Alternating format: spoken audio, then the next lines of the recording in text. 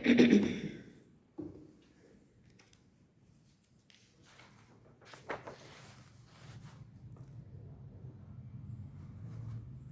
शांति। बाबा good morning. आज बाबा के 22 जनवरी 2025 के महावाक्य हैं। बाबा ने सार में कहा, मीठे बच्चे, ये अनादि बना बनाया ड्रामा है। ये बहुत अच्छा बना हुआ है। इसके पास्ट, प्रेजेंट और फ्यूचर को तुम बच्चे अच्छी तरह जानते हो। बाबा ने प्रश्न पूछा, किस कशिश के आधार पर सभी आत्माएं तुम्हारे पास खींचती हुई आएंगी? तो बाबा ने उत्तर में कहा, पवित्रता और योग की कशिश के आधार पर। इसी से ही तुम्हारी वृद्धि होती जाएगी। आगे चलकर बाप को फट से जान जाएंगे। देखेंगे इतने ढेर सब वर्षा ले रहे हैं तो बहुत आएंगे। जितनी देरी होगी उतनी तुम्हारे में कशिश होती जाएगी। ओम शांति। रूहानी बच्चों को ये तो मालूम है कि हम आत्माएं परम धाम से आती हैं। बुद्धि में है ना, जब सभी आत्माएं आकर के पूरी होती हैं, बाकी थोड़े रहते हैं, तब बाप आते हैं। अभी तुम बच्चों को कोई को भी समझाना बहुत सहज है। दूर देश का रहने वाला सबसे पिछाड़ी में आते हैं, बाकी थोड़े रहते हैं। अभी तक भी वृद्धि होती रहती है ना। ये भी जानते हो, बाप को कोई भी जानते नहीं है तो फिर रचना के आदि मध्य अंत को कैसे जानेंगे? ये बेहद का ड्रामा है ना। तो ड्रामा के एक्टर्स को मालूम होना चाहिए, जैसे हद के एक्टर्स को भी मालूम होता है ना, फलाने फलाने को ये पार्ट मिला हुआ है। जो चीज़ पास्ट हो जाती है उनका ही फिर छोटा ड्रामा बनाते हैं। फ्यूचर का तो बना ना सके। पास्ट जो हुआ है उसे लेकर और कुछ कहानियाँ भी बनाकर ड्रामा तैयार करते हैं, वही सबको दिखाते हैं। फ्यूचर को तो जानते नहीं है। अभी तुम समझते हो बाप आया हुआ है, स्थापना हो रही है, हम वर्षा पा रहे हैं। जो जो आते रहते हैं उनको हम रास्ता बताते हैं देवी देवता पद पाने का। ये देवताएं इतना ऊंच कैसे बने, ये भी किसी को पता नहीं है। वास्तव में आदि सनातन तो देवी देवता धर्म ही है। अपने धर्म को भूल जाते हैं तो कह देते हैं हमारे लिए तो सब धर्म एक ही है। अब तुम बच्चे जानते हो, बाबा हमको पढ़ा रहे हैं। बाप की डायरेक्शन से ही चित्र आदि बनाए जाते हैं। बाबा दिव्य दृष्टि से चित्र बनवाते थे तो कोई फिर अपनी बुद्धि से भी बनाते हैं। बच्चों को ये भी समझाया है, ये ज़रूर लिखो, पार्टधारी एक्टर्स तो हैं परंतु क्रिएटर, डायरेक्टर आदि को कोई भी जानते नहीं हैं। अब बाप नए धर्म की स्थापना कर रहे हैं। पुराने से नई दुनिया बननी है, ये भी बुद्धि में रहना चाहिए। पुरानी दुनिया में ही बाप आकर के तुमको ब्राह्मण बनाते हैं, ब्राह्मण ही फिर देवता बनेंगे। युक्ति देखो कैसी अच्छी है। भले ये है अनादि बना बनाया ड्रामा, परंतु बना बहुत अच्छा है। बाप कहते हैं तुमको गुह्या गुह्या बातें नित्य सुनाता रहता हूँ। जब विनाश शुरू होगा तो तुम बच्चों को पास्ट की सारी हिस्ट्री मालूम होगी। फिर सतयुग में जाएंगे तो पास्ट की हिस्ट्री कुछ भी याद नहीं रहेगी।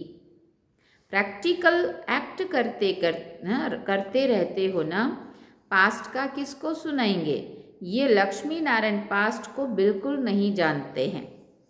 तुम्हारी बुद्धि में तो पास्ट, प्रेजेंट, फ्यूचर सब है। कैसे विनाश होगा, कैसे राजाई होगी, कैसे महल बनेंगे तो ज़रूर ना। हाँ, ये सारी बातें बुद्धि में बाबा ने बिठाई है। स्वर्ग की सीनरियाँ ही अलग हैं। जैसे जैसे पार्ट बजाते रहेंगे मालूम पड़ता जाएगा। इसको कहा जाता है खूने नाहिक खेल। नाहिक नुकसान होता रहता है ना, अर्थक्वेक होती है, कितना नुकसान होता है। बॉम्ब्स फेंकते हैं, ये नाहिक है ना, कोई कुछ करता थोड़ी है। विशाल बुद्धि जो है वो समझते हैं विनाश बरोबर हुआ था, ज़रूर मारा मारी हुई थी, ऐसा खेल भी बनाते हैं। ये तो समझ भी सकते हैं कोई समय किसकी बुद्धि में टच होता है। तुम तो प्रैक्टिकल में हो, तुम उस राजधानी के मालिक भी बनते हो, तुम जानते हो अभी उस नई दुनिया में चलना है ज़रूर। ब्राह्मण जो बनते हैं ब्रह्मा द्वारा या ब्रह्मा कुमार कुमारियों द्वारा नॉलेज लेते हैं तो वहाँ आते हैं, रहते तो अपने घर गृहस्थ में है ना, बहुतों को तो जान भी ना सको। सेंटर्स पर कितने आते हैं, इतने सब याद थोड़ी रह सकते हैं। कितने ब्राह्मण हैं, वृद्धि होते होते अनगिनत हो जाएंगे, एक्यूरेट हिसाब निकाल नहीं सकेंगे। राजा को मालूम थोड़ी पड़ता है एक्यूरेट हमारी प्रजा कितनी है। भले आदमशुमारी आदि निकालते फिर भी फर्क पड़ जाता है। अब तुम भी स्टूडेंट, ये भी स्टूडेंट हैं, सब भाइयों को याद करना है एक बाप को। सब भाइयों को याद करना माना सभी आत्माओं को याद करना है एक बाप को। छोटे बच्चों को भी सिखाया जाता है बाबा बाबा कहो। ये भी तुम जानते हो आगे चलकर बाबा को फट से जान जाएंगे। देखेंगे इतने ढेर सब वर्षा ले रहे हैं तो बहुत आएंगे। जितना देरी होगी उतना तुम्हारे में कशिश होती जाएगी। पवित्र बनने से कशिश होती है, जितना योग में रहेंगे उतनी कशिश होगी। औरों को भी खींचेंगे, बाप भी खींचते हैं ना, बहुत वृद्धि को पाते रहेंगे। उसके लिए युक्तियाँ भी रची जा रही हैं। गीता का भगवान कौन है? श्री कृष्ण को याद करना तो बहुत सहज है, वो तो साकार रूप है ना। निराकार बाप कहते हैं मामेकम याद करो, इस बात पर ही सारा मदार है। इसलिए बाबा ने कहा था इस बात पर सबसे लिखाते रहो। बड़ी बड़ी लिस्ट बनाएंगे तो मनुष्यों को पता पड़ेगा। तुम ब्राह्मण जब पक्के निश्चय बुद्धि होंगे, झाड़ वृद्धि को पाता रहेगा, माया के तूफान भी पिछाड़ी तक चलेंगे। विजय पाली फिर ना पुरुषार्थ रहेगा ना माया रहेगी। याद में ही बहुत करके हारते हैं। जितना तुम योग में मजबूत रहेंगे उतना हारेंगे नहीं। ये राजधानी स्थापन हो रही है, बच्चों को निश्चय है हमारी राजाई होगी। फिर हम हीरे जवाहर कहाँ से लाएंगे? खानियाँ सब कहाँ से आएंगी? ये सब थे तो सही ना, इसमें मूंझने आदि की भी बात नहीं है। जो होना है सो प्रैक्टिकल में देखेंगे। स्वर्ग बनना तो ज़रूर है। जो अच्छी रीति पढ़ते हैं उन्हों को निश्चय रहेगा हम जाकर भविष्य में प्रिंस बनूंगा, हीरे जवाहरों के महल होंगे। ये निश्चय भी सर्विसेबल बच्चों को ही होगा। जो कम पद पाने वाले होंगे उनको तो कभी भी ऐसे ख्यालात आएंगे ही नहीं कि हम महल आदि कैसे बनाएंगे। जो बहुत सर्विस करेंगे वही महलों में जाएंगे ना। दास दासियाँ तो तैयार मिलेंगे, सर्विसेबल बच्चों को ही ऐसे ऐसे ख्यालात आएंगे। बच्चे भी समझते हैं कौन कौन अच्छी सर्विस करने वाले हैं। हम तो पढ़े हुए के आगे भर ही ढोएंगे। जैसे ये बाबा है, बाबा को ख्यालात रहती है ना, बूढ़ा और बालक समान हो गया, इसलिए इनकी एक्टिविटी भी बचपन मिसल होती है। बाबा की तो एक ही एक्ट है, बच्चों को पढ़ाना सिखलाना। विजय माला का दाना बनाना है तो पुरुषार्थ, विजय माला का दाना बनना है तो पुरुषार्थ भी तो बहुत चाहिए ना, बहुत मीठा बनना है। श्रीमत पर चलना पड़े तब ऊंच पद पर तब ऊंच बनेंगे। ये तो समझ की बात है ना। बाप कहते हैं हम जो सुनाते हैं उस पर जज करो। आगे चलकर और भी तुमको साक्षात्कार होता रहेगा। नज़दीक आते रहेंगे तो याद आती रहेगी। 5000 वर्ष हुए अपनी राजधानी से लौटे हैं, 84 जन्मों का चक्र लगाकर आए हैं।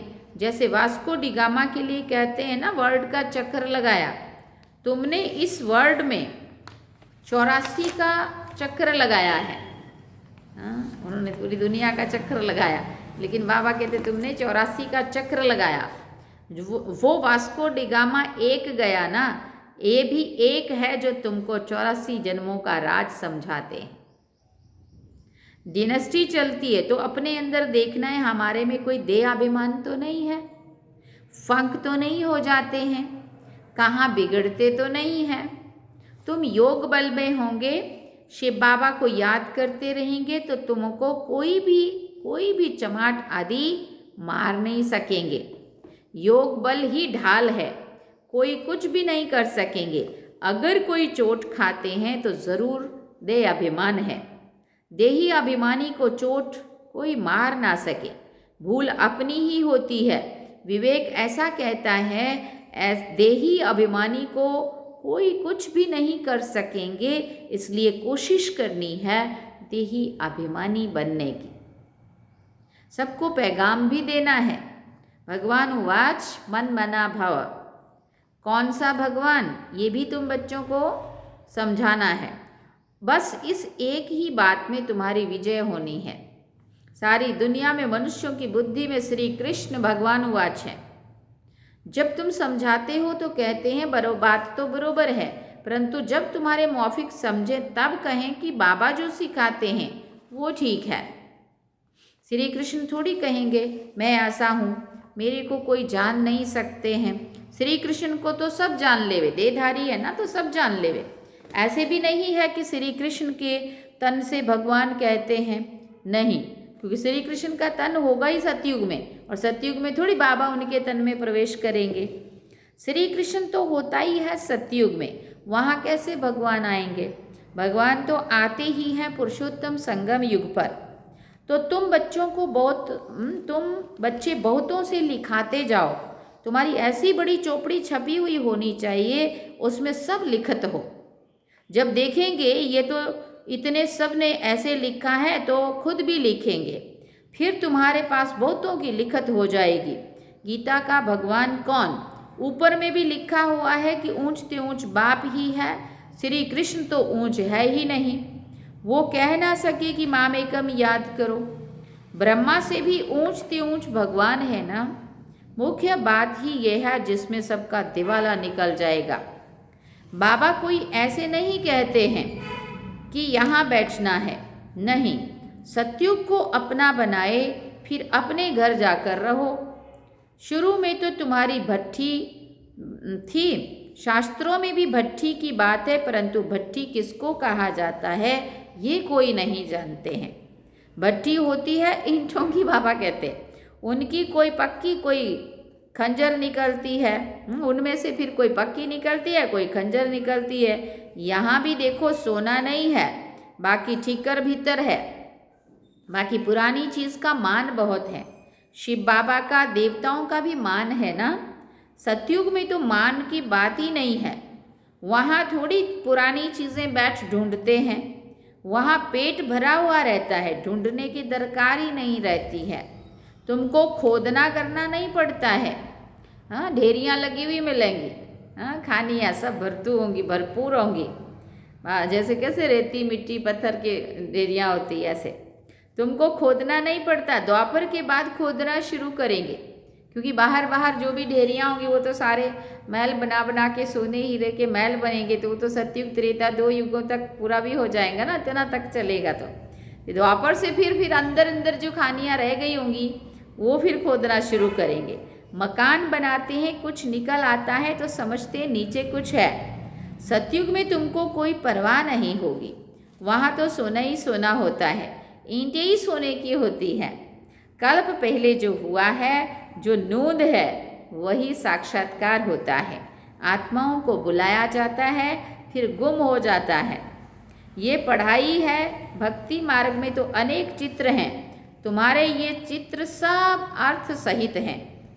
अर्थ बिगर कोई चित्र नहीं है। जब तक तुम किसी को समझाओ नहीं, तब तक कोई समझ ना सके। समझाने वाला समझदार, नॉलेजफुल एक ही बाप है। अभी तुमको मिलती है ईश्वरीय मत। ईश्वरीय घराने के अथवा ईश्वरीय कुल के तुम हो। ईश्वर आकर घराना ही स्थापन करते हैं। अभी तुमको राजाई कुछ नहीं है, राजधानी है। अब राजधानी थी, अब नहीं है। देवी देवताओं का धर्म भी जरूर है। सूर्यवंशी चंद्रवंशी राजा ही है ना। गीता से ब्राह्मण कुल भी बनता है, सूर्यवंशी चंद्रवंशी कुल भी बनता है, बाकी और कोई हो ना सके। तुम बच्चे सृष्टि के आदि मध्य अंत को जान गए हो।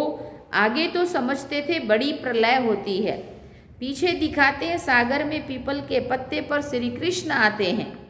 पहला नंबर तो श्री कृष्ण ही आते हैं ना, बाकी सागर की बात नहीं है। अभी तुम बच्चों को समझ बड़ी अच्छी आई है। खुशी भी उनको होगी जो रूहानी पढ़ाई अच्छी रीति पढ़ते होंगे। हाँ, खुशी किसको होगी? जो इस पढ़ाई को अच्छी रीति पढ़ते होंगे वो उनको खुशी भी रहेंगी। जो अच्छी रीति पढ़ते हैं वही पास विद ऑनर भी होते हैं। अगर कोई से दिल लगी हुई होगी तो पढ़ाई के समय भी वही याद आता रहेगा, बुद्धि वहाँ चली जाएगी। पढ़ाई हमेशा ब्रह्मचर्या में, हाँ, इसीलिए पढ़ाई हमेशा ब्रह्मचर्या में होती है। यहाँ तुम बच्चों को समझाया जाता है एक बाप के सिवाय और कहाँ भी बुद्धि नहीं जानी चाहिए। परंतु जानते हैं बहुतों को पुरानी दुनिया याद आ जाती है, फिर यहाँ बैठे भी सुनते नहीं हैं। भक्ति मार्ग में भी ऐसे होता है। सत्संग में बैठे भी बुद्धि कहाँ कहाँ भागती रहेगी। ये तो बहुत बड़ा जबरदस्त इम्तहान है। कोई तो जैसे बैठे हुए भी सुनते नहीं है। कई बच्चों को तो खुशी होती है, सामने खुशी में झूलते रहेंगे। बुद्धि बाप के साथ होगी तो फिर अंतमति सो गति हो जाएगी। इसलिए बहुत अच्छा पुरुषार्थ करना है। यहाँ तो तुमको धन बहुत मिलता है, यहाँ तो तुमको धन बहुत मिलता है। एक एक ज्ञान रत्न कितनी मिल्कियत है, देखो, धन ही धन है। अच्छा, मीठे मीठे सिकिल दे बच्चों प्रति माता पिता बाप दादा का याद प्यार और गुड मॉर्निंग। रूहानी बाप की रूहानी बच्चों को नमस्ते। हम रूहानी बच्चों की रूहानी माता पिता बाप दादा को दिलवा जान सिकवा प्रेम से याद प्यार, गुड मॉर्निंग, नमस्ते, थैंक यू बाबा, शुक्रिया बाबा। अब धारणा के लिए मुख्य सार है। पहला पॉइंट, विजय माला का दाना बनने के लिए अच्छा पुरुषार्थ करना है। और फिर बाबा ने कहा बहुत मीठा बनना है, श्रीमत पर चलना है। दूसरी बात, योग ही सेफ्टी के लिए ढाल है, इसलिए योग बल जमा करना है। देही अभिमानी बनने की पूरी कोशिश करनी है। हाँ, योग ही सेफ्टी के लिए ढाल है, इसलिए योग बल जमा करना है। देही अभिमानी बनने की पूरी कोशिश करनी है। वरदान में बाबा ने कहा विशेष शब्द की स्मृति द्वारा संपूर्णता की मंजिल को प्राप्त करने वाले स्वपरिवर्तक भव। विशेष शब्द की स्मृति द्वारा संपूर्णता की मंजिल को प्राप्त करने वाले स्वपरिवर्तक भव। सदा यही स्मृति में रहे कि हम विशेष आत्मा हैं, विशेष कार्य के निमित्त हैं और विशेषता दिखाने वाले हैं। ये विशेष शब्द विशेष याद रखो। ये विशेष शब्द विशेष याद रखो। बोलना भी विशेष, देखना भी विशेष, करना भी विशेष। विशेष माना कुछ हटके करना, कुछ और अच्छा करना। अच्छे से अच्छा क्या कर सकते, सोचना भी विशेष, साधारण नहीं। हर बात में ये विशेष शब्द लाने से सहज ही स्वपरिवर्तक सो विश्व परिवर्तक बन जाएंगे और जो संपूर्णता को प्राप्त करने का लक्ष्य है ना, उस मंजिल को भी सहज ही प्राप्त कर लेंगे। स्लोगन में बाबा ने कहा विघ्नों से घबराने की बजाय पेपर समझकर उन्हें पार करो। विघ्नों से घबराने की बजाय पेपर समझकर उन्हें पार करो। अच्छा, ओम शांति। तो आज अव्यक्त इशारे में बाबा ने कहा अपनी शक्तिशाली मनसा द्वारा स्काश देने की सेवा करो। उसके लिए पॉइंट बताया बाबा ने। अभी मनसा की क्वालिटी को बढ़ाओ तो क्वालिटी वाली आत्माएं समीप आएंगी। इसमें डबल सेवा है, स्व की भी सेवा, दूसरों की भी सेवा है। स्व के लिए अलग मेहनत नहीं करनी पड़ेगी, प्रारब्ध प्राप्त है, ऐसी स्थिति अनुभव होगी। इस समय की श्रेष्ठ प्रारब्ध है सदा स्वयं सर्व प्राप्तियों से संपन्न रहना और सबको संपन्न बनाना। और सार में बाबा ने कहा, मीठे बच्चे, ये अनादि बना बनाया ड्रामा है, ये बहुत अच्छा बना हुआ है। इसमें इसके पास्ट, प्रेजेंट और फ्यूचर को तुम बच्चे अच्छी तरह से जानते हो। अच्छा, ओम शांति। तो ये थे बाबा के आज के महावाक्य जो हम सभी ने सुने। अब हम आज का स्वामान क्या है वो सुनेंगे। कल का स्वामान क्या था? मैं आत्मा सर्व प्राप्तियों से संपन्न हूँ। और आज हम सुनेंगे आज का स्वामान, मैं सफलता मूर्त आत्मा हूँ। कौन हूँ? मैं सफलता मूर्त आत्मा। तो आज सारा दिन हम इस पे चिंतन करेंगे, इस स्वामान में टिकेंगे। मैं सफलता मूर्त आत्मा हूँ। और उसके लिए विशेष अभ्यास, योगाभ्यास क्या करना है वो हम सुनेंगे।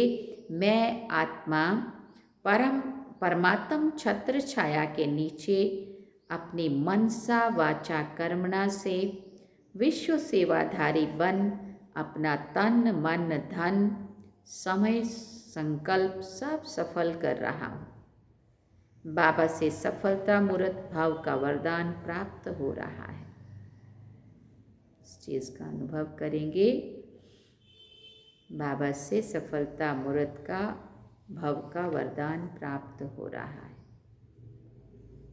और धारणा है, बोल में मधुरता, संतुष्टता हो। और चिंतन करना है, सफलता मूर्त कौन बन सकता है। तो क्या याद करेंगे आज? मैं सफलता मूर्त आत्मा हूँ। ठीक है, अब हम चलेंगे याद में। चलिए।